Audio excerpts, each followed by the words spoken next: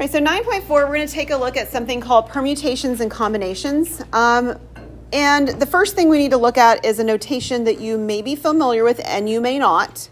And that notation is a factorial. It looks like an exclamation point, okay? So if you see a number with an exclamation point, and we're going to use n for our number, what you do is you multiply that number times one number less than it, and the next number less than it, and you keep multiplying all the way down until you get to 1. Okay, so if it says 100, you'd go 100 times 99 times 98 times 97 times 96, all the way down to 3 times 2 times 1. That's what a factorial does. It's a shorthand notation. Wait, so until n equals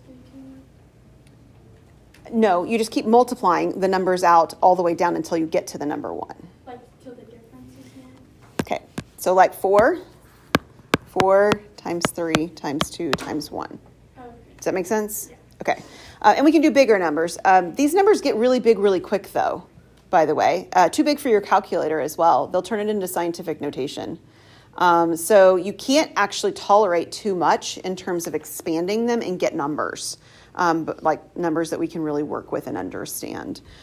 So the numbers work out like this. So if I do 4 times 3 times 2 times 1, what do I get?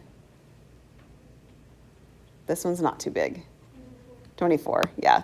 This one's really pretty doable. We're going to see some examples later in the lesson where we're going to do some deck of cards stuff. 52 factorial is too big. And the chances are pretty good your calculators have a factorial button in them as well, but it's generally speaking not usable because the numbers get too big too fast. So just an FYI. There's one more number that we kind of need to talk about what happens for, and the number is 0. By definition, 0 factorial is the number 1, okay? It's kind of like a power of 0. At least it has the same definition, right? Like 5 to the 0 is 1. Well, 0 factorial is 1 as well. Okay, so we're just defining what it is so that we're going to be able to use it in a little while. And let me talk about one example before we stop for today, and this is the fundamental principle of counting. This actually shows up in chapter 2 in this textbook, and it's presented like this. If event M can occur in little m ways, and event N can occur in little n ways, then event M followed by event N can occur in mn ways. Okay? So this is something where you are choosing something in succession typically. So I always like to give an example of like your outfit, right? Like how many pairs of pants do you have? How many shirts do you have? How many shoes do you have? We'll just do those 3 items alone. And if you just multiply the number of shoes times the number of pants times the number of shirts, that's how many different outfits you could wear. Okay, that's what the fundamental principle of counting says. But let's do Pizza Planet. Y'all know Pizza Planet, right? What movie? Toy Story, very good. Pizza Planet offers 3 kinds of salad, 15 kinds of pizza, and 4 desserts. How many different meals consist of 1 salad, 1 pizza, and 1 dessert? Well, there are 3 choices that I'm making.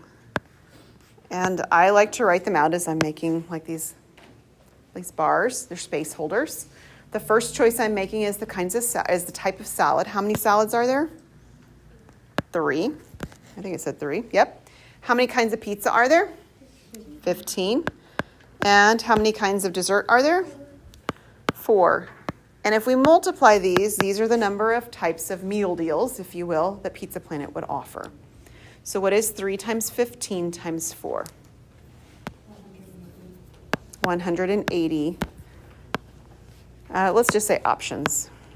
You can say meal deals, you can say something, but it should have some sort of words behind it because it does have context. So one way of counting things is this kind of an option, and it fits in some scenarios, and it doesn't fit in others. Okay, so we're going to explore some others when we come back on Wednesday.